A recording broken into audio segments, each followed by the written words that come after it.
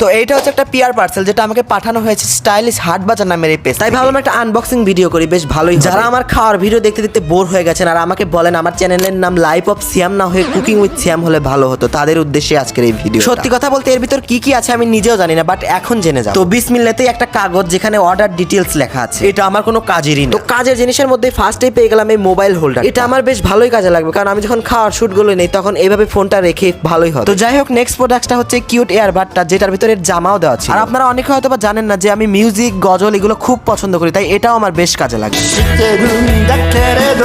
তো ফাইনালি সবচেয়ে ইউজফুল প্রোডাক্টটা হচ্ছে এই 10,000 mAh এর পাওয়ার ব্যাংকটা, যেটা দিয়ে কারেন্ট না থাকা সত্ত্বেও আমার ফোন 3 বার চার্জ করতে পারবে।